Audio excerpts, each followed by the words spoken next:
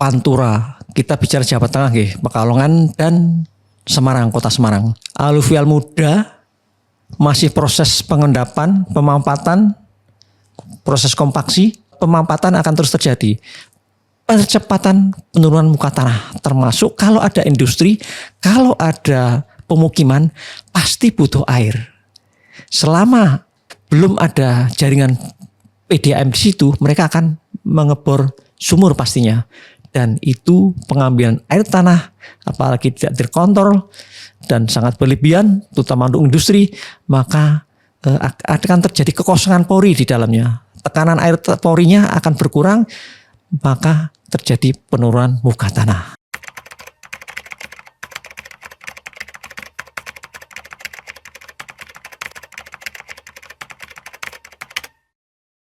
Untuk penurunan muka tanah, kemudian Badan Geologi itu punya alat yang bertujuan untuk mengukur penurunan muka tanah.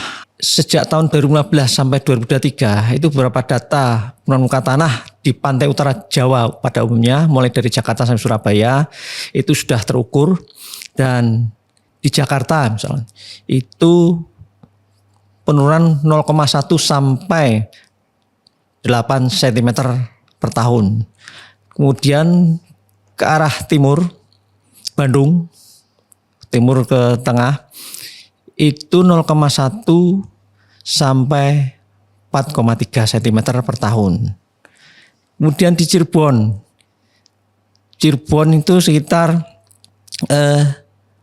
0,28 sampai 4,3 cm. Nah, kemudian menuju ke Jawa Tengah di Pekalongan itu 2,1 sampai 11 cm per tahun. Itu yang paling tinggi. Kemudian ke timur lagi ke Semarang. Semarang 0,9 sampai 6 cm. Kemudian yang terakhir di Surabaya itu 0,3 sampai 4,3 cm per tahun. Jadi itu data-data yang kami miliki bersumber dari alat yang ditempatkan di wilayah Pantura Jawa oleh Badan Geologi Kementerian SDM Republik Indonesia.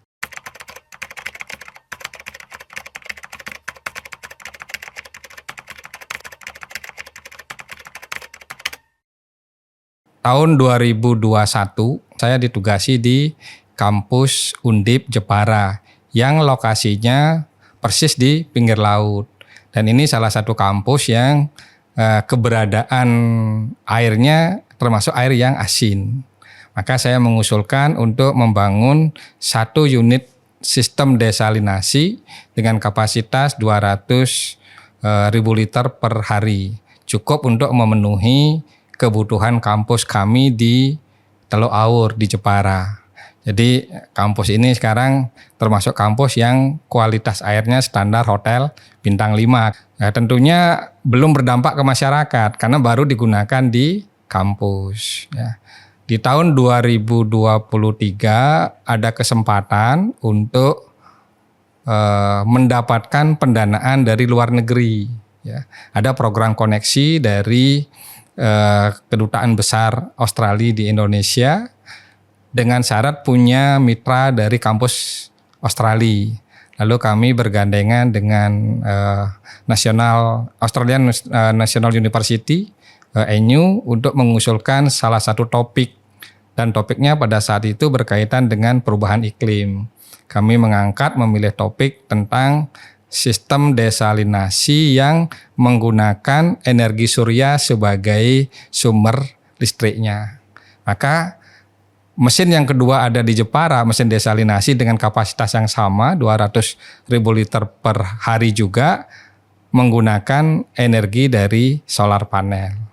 Dan mesin ini didedikasikan untuk membantu masyarakat di sekitar Pantura, terutama di dekat kampus, ya, untuk mendapatkan air yang layak konsumsi dan airnya free buat warga. Nah, beberapa warga memang tidak sanggup untuk mengambil, kan jaraknya lumayan jauh. Kami usulkan ke Undip, disediakan fasilitas transportasi, ada mobil tangki, ada VR untuk mengangkut mobil itu sampai ke rumah-rumah penduduk. Dan saat ini kami terus memberikan layanan ke warga untuk memberikan air bersih di mana saat-saat tertentu kan kapasitas PDAM tidak memadai. Jadi dirasakan dan sekarang sudah semakin banyak warga itu bisa ngambil air ke kampus dan mudah-mudahan memang air yang layak konsumsi ini akan memberikan berdampak lebih jauh, bukan sekedar adanya air tapi berdampak kepada kesehatan dari masyarakat yang menggunakan. Nah, di awal ketika Pak Rektor yang baru, Prof. Suwarnomo setelah dilantik, kami ajak ke kampus Jepara dan melihat mesin tersebut bersama Pak PJ Bupati waktu itu dan kami yakinkan bahwa kalau kita mau, mestinya kita bisa berbuat untuk warga. Dan Undip kan kampus yang ada di Pantura, mestinya bisa dong melakukan sesuatu. Dari situ Pak Rektor ingin mewujudkan tagline yang diusung, Undip bermartabat, Undip bermanfaat. Nah, salah satu program Undip bermanfaat ini adalah bagaimana mesin desalinasi ini bisa sampai ke masyarakat. Pak Rektor mengambil kebijakan di tahun 2024 coba dengan skala yang lebih kecil. Kalau skala yang tadi kan biayanya besar. Dengan skala yang lebih kecil kita coba implementasikan. Nah, dibuatlah di Tugu di salah satu desa yang mengalami rob. Dan di situ dibuat dan sampai saat ini berjalan baik. Jadilah program itu tagline di dalam pemilihan gubernur dan diangkat oleh dua calon gubernur saat itu, ya ingin siapapun jadi gubernur akan menerapkan teknologi ini ke masyarakat, ya. Jadi bukan salah satu gubernur, jadi dua gubernur, calon gubernur itu punya program yang serupa. Nah, kami sangat senang dari Undip mendapat sambutan dari pemerintah daerah karena tanpa kebijakan daerah tentu Undip akan sangat terbatas di dalam mengimplementasikan itu, ya. Mungkin sudah pernah mendengar, sekarang menjadi program prioritas dari Pak Gubernur Jawa Tengah saat ini.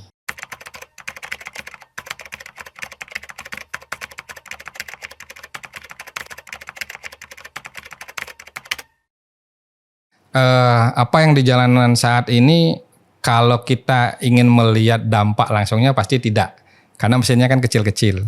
Nah, untuk sampai lebih jauh, kita butuh edukasi dulu. Ya, kita membuat produk desalinasi, airnya tidak ada yang mau pakai, ya percuma juga. Lalu pemerintah tidak berani mengeluarkan kebijakan, ya percuma juga. Maka kami pendekatannya adalah menggunakan mesin-mesin yang kecil, produknya bisa dipakai dengan baik, masyarakat bisa mengoperasikan dengan baik dengan risiko yang lebih kecil. Ini langkah yang kedepannya sebenarnya sasaran utamanya bagaimana kita bisa menggunakan air yang tidak layak menjadi layak, yaitu adalah air rob. Ya, kalau saya selalu memandang apapun kejadian alam ini kok akan membawa manfaat ya gitu. Ya, rob sekalipun kan. Nah, pengalaman saya di dalam sistem desalinasi itu membawa air laut ke darat itu butuh effort besar. Ya, bisa 70 kilo kita narik air dari laut ke darat. Nah, ini rob kan kita diberi anugerah. Air dibawa ke darat, lalu sudah di darat tapi kita selalu memandangnya negatif gitu. Nah, seandainya ini kita bisa manfaatkan kalau investasi kan kalau sudah dikeluarkan kan itu hanya catatan di atas kertas ya.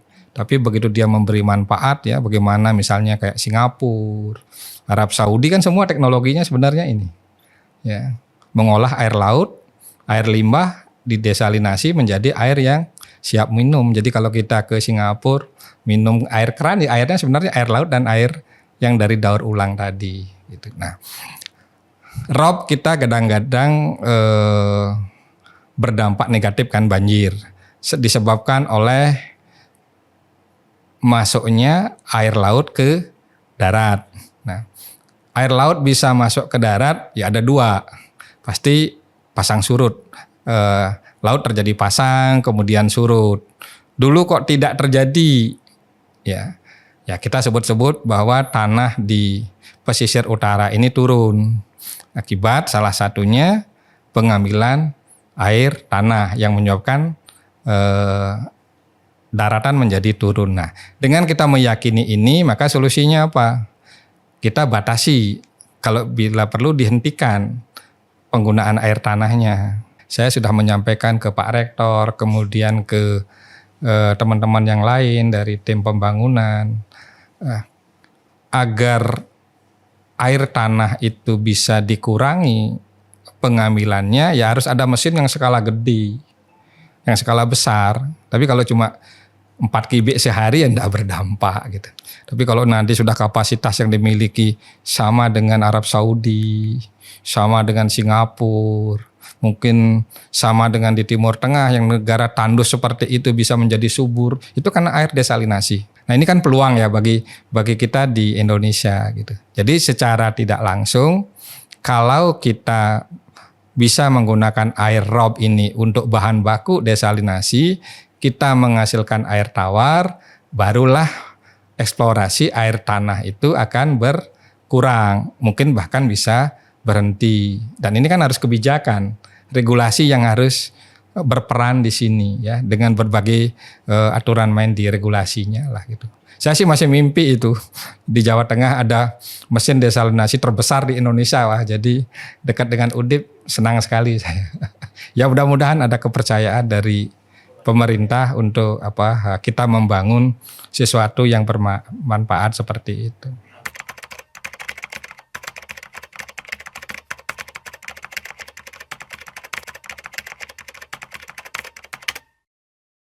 Di dalam kita menentukan kualitas air ya pasti ada aturannya ya. Ada standar WHO. Kalau di Indonesia kan menggunakan standar Permenkes ya. Berubah dari Permenkes tahun 2010, kemudian tahun 92, tahun 2010, terakhir tahun 2022 kalau tidak salah. Itu sebagai acuan kita ya. Sehingga tidak membandingkan satu sama lain. Nah, yang penting kita lihat adalah apakah memenuhi enggak standar yang sudah ditetapkan oleh pemerintah. Sama juga di Hotel Bintang 5 standarnya mereka akan mengacu pada itu ya. Tidak hanya quality. Kepastian quality itu terjaga sepanjang hari, sepanjang tahun. Ya, kalau sekarang diuji bagus terus besoknya jelek kan kurang. Nah, mesin desalinasi handalnya di situ. Ya, dia karena menggunakan sistem saringan fisik dengan kalau kita lihat ukuran porinya tidak bisa dilihat dengan mata, harus dilihat dengan elektron, mikroskop elektron, itu pun tidak nampak, tidak akan bisa kita lihat. Ya, dengan saking kecilnya itulah dia mampu memisahkan antara air dan garam. Ya, kalau garam kristal kan gede, tapi kalau garam terlarut kan tidak bisa kita lihat. Jadi sangat-sangat kecil ya. Jadi kalau dibandingkan dengan ukuran bakteri, ukuran pori itu ukuran bakterinya kira-kira 100.000 kali dari ukuran porinya. Jadi bakteri tidak akan lewat ya, selama membrannya itu tidak cacat, filternya itu tidak cacat. Nah, kita mungkin tidak sebersih apa karena kan kita memang keseharian kita kan sudah nyebutnya air bersih ya. Ya, kalau istilah umumnya sebenarnya potable water, air yang layak untuk dimasak dan seterusnya lah gitu. Bahkan bisa diminum. Kalau di istilah internasional itu kan potable water istilahnya. Bukan air bersih, bukan air jernih gitu. Ya, nah. Kalau kita sekarang lihat di parameternya kualitas air sebagai salah satu contoh saja, air bersih Indonesia menggunakan ketentuan kekeruhan maksimalnya itu 3 NTU, tinggal kekeruhan. Nah, kalau kita ukur produk dari desalinasi itu di bawah 0,1, jauh ya gitu. Tapi kan bukan berarti mengatakan air yang 2,5 lebih jelek dibanding dengan 0,1 gitu.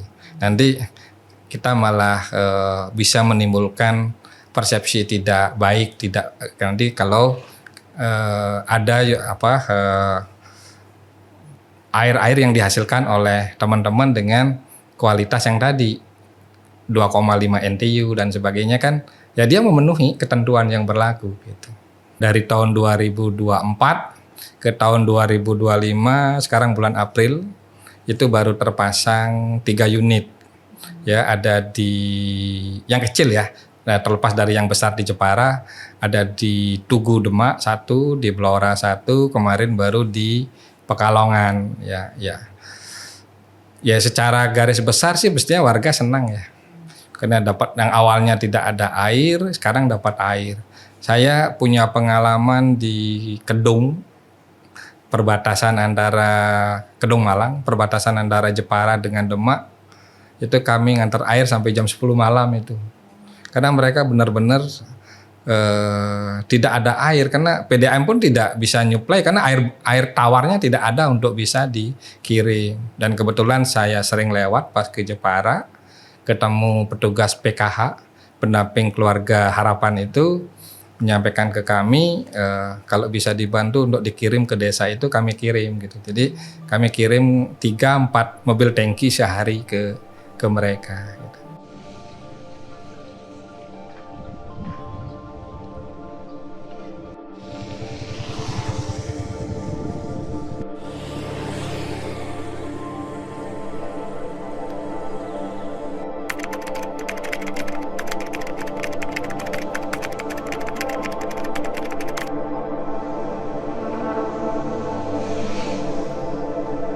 Pada awal bulan Agustus 2024 itu ada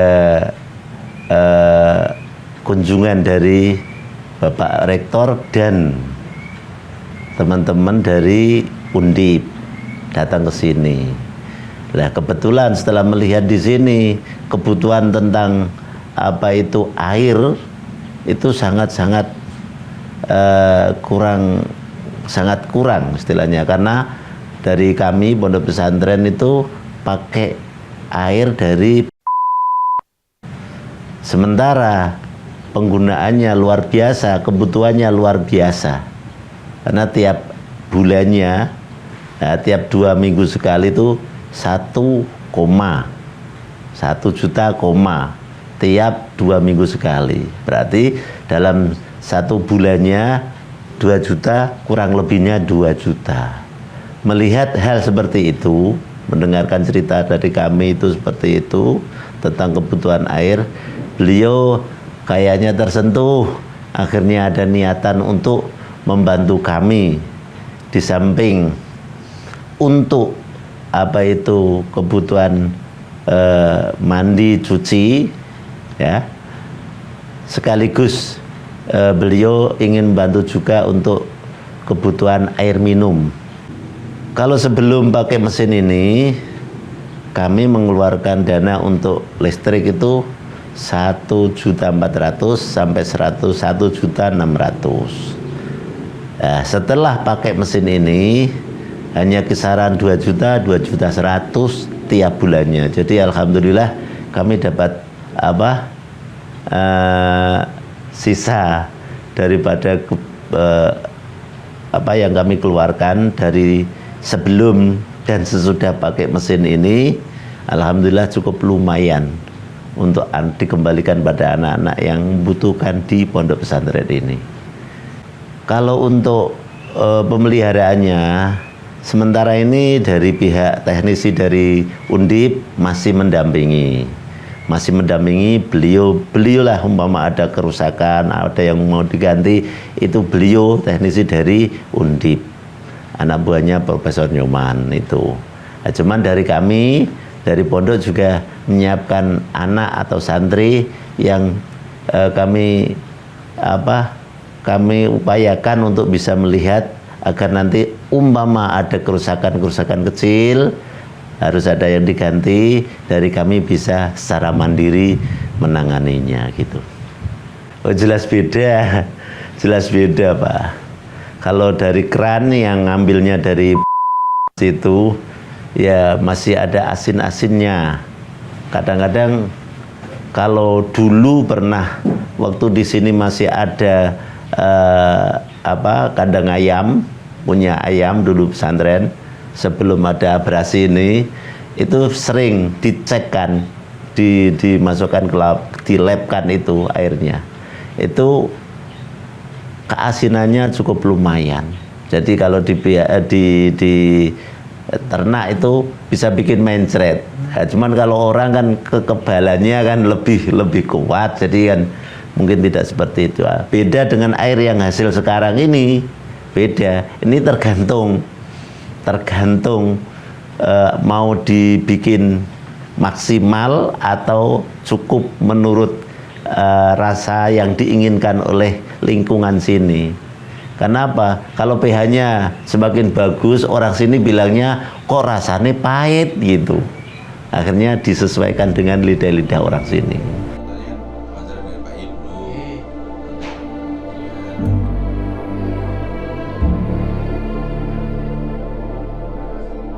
Alat desalinasi di pondok itu per hari bisa 200 sampai 400 galon.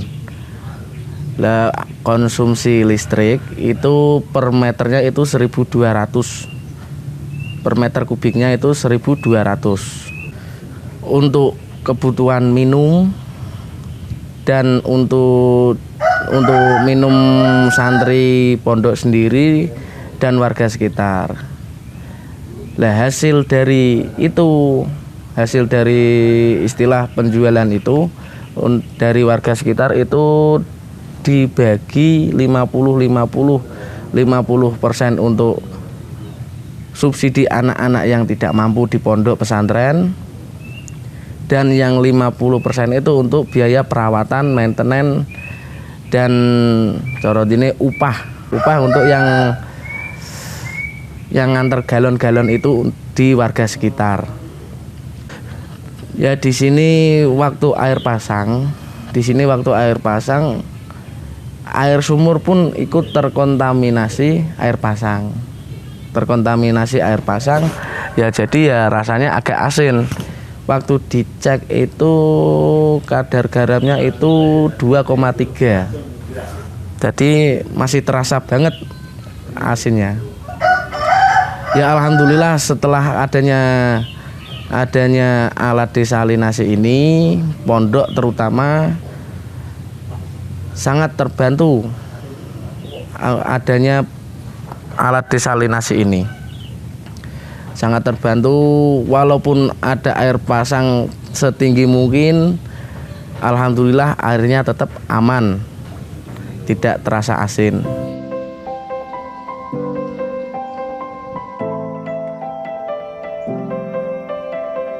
Saya sudah 5 tahun di sini.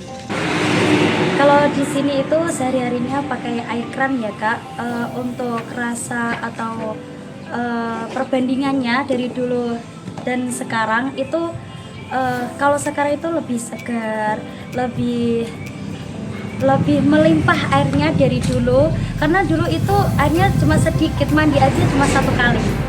Kalau sekarang itu mandinya itu boleh 2 kali, boleh 3 kali, sesuai kebutuhan santri masing-masing.